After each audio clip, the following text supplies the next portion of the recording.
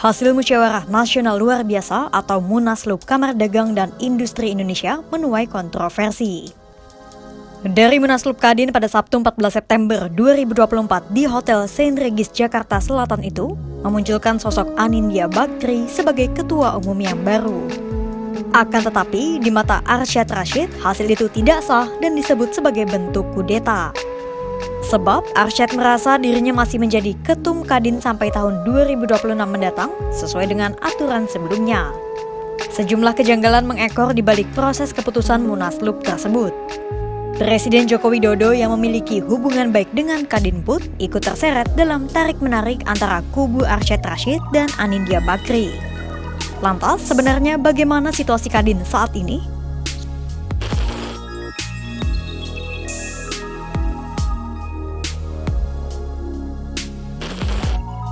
Jadi, dalam Munaslup pada Sabtu 14 September 2024 yang lalu, Anindya Bakri terpilih menjadi Ketua Umum Kadin periode 2024-2029 menggantikan Arsyad Rashid. Anin terpilih secara aklamasi dengan peserta Munaslup yang berasal dari perwakilan 21 pengurus Kadin Provinsi dan 25 anggota luar biasa alias ALB Kadin. Padahal, sesuai hasil Munas ke-8 Kadin dikendari pada tahun 2021, masa jabatan Arsyad masih sampai tahun 2026. Ada dua alasan yang mendasari pelengseran Arsyad. Pertama, Arsyad dinilai tidak independen. Pasalnya, pada Pilpres 2024 yang lalu, Arsyad bertugas menjadi Ketua Umum Tim Pemenangan Nasional atau TPN Ganjar Mahfud.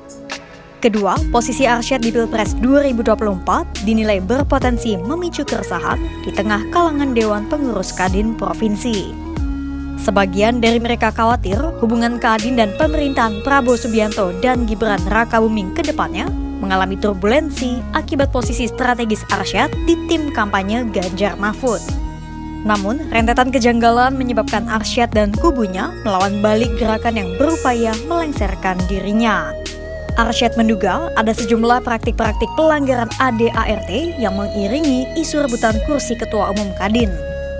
Arsyad dan kubunya pun menyatakan akan melakukan investigasi, pemeriksaan, pengkajian, hingga tindakan disipliner. Lantas, apa saja kejanggalan-kejanggalan yang terdapat pada penunjukan Anindya Bakri sebagai Ketua Umum Kadin?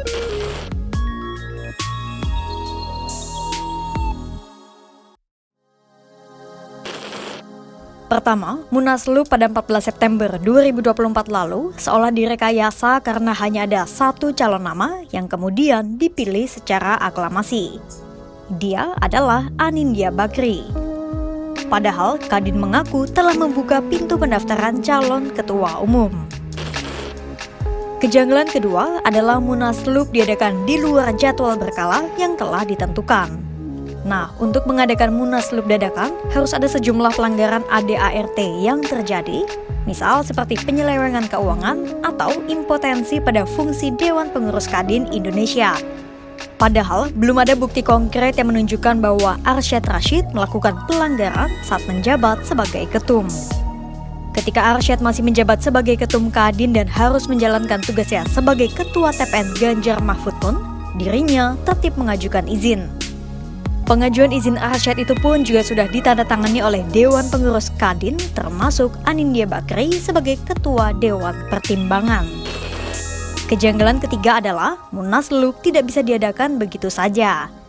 Sebelum diselenggarakan, surat peringatan tertulis harus dikirimkan terlebih dahulu kepada Dewan Pengurus Kadin.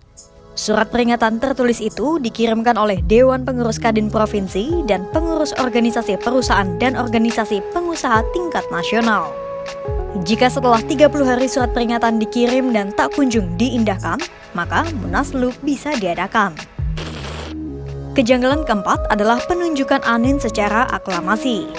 Dalam Munaslup pelengseran Arsyad, kehadiran 28 pengurus Kadin Provinsi dan 25 anggota luar biasa saat itu sudah memenuhi syarat quorum. Tapi, di lain sisi, lebih dari separuh pengurus Kadin tingkat provinsi tidak setuju dengan penunjukan Anin. Sementara, suara keberatan dari Dewan Pengurus Kadin Provinsi tidak bisa dianggap enteng. Pasalnya, sesuai ADART Pasal 18 Ayat 3A, Dewan Pengurus Kadin Provinsi bisa menarik permintaan atas Munaslup jika dirasa salah memberi penilaian kepada Dewan Pengurus Kadin Indonesia. Pemerintah sebagai mitra strategis Kadin pun ikut terseret. Lantas, bagaimana tanggapan Presiden Joko Widodo yang telah bekerja sama dengan Kadin selama 2 periode masa jabatannya?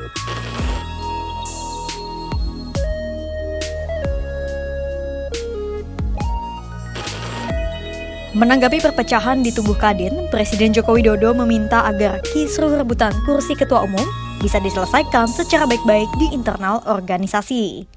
Jokowi menyatakan bahwa selama 1 dekade berkuasa sebagai presiden, dirinya memiliki kedekatan dengan jajaran di dalam Kadin. Jokowi meminta agar bola panas kisruh Kadin tidak dilempar kepada dirinya, alias tak melibatkannya. Selama 10 tahun saya menjabat, saya dekat dengan Kadin. Tidak sekali 2 kali saya datang di acara Kadin. Dulu baik dengan Pak Suryo Bambang, baik dengan Pak Ruslan Rosani, baik juga dengan Pak Arsad, baik juga dengan Pak Anin, baik semuanya. Dan ini bukan organisasi politik. Ini adalah organisasi pengusaha, sehingga saya minta diselesaikan secara baik-baik di internal Kadin. Jangan nanti bola panasnya disorong ke saya. Tapi Pak Adi mau bertemu sama Bapak, Pak Arsyad juga ingin siapapun bertemu dengan saya terbuka, nggak ada masalah. Tapi sekali lagi, selesaikan masalah Kadin ini di internal Kadin. Jangan menyorong bola panasnya ke presiden, itu aja. Kisruh rebutan kursi ketua umum Kadin antara Arsyad Rashid dan Anindya Bakri berbuntut panjang.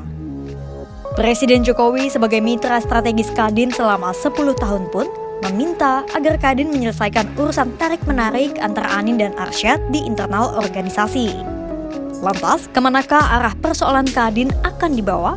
Simak terus perkembangannya hanya di kanal YouTube Kompas.com.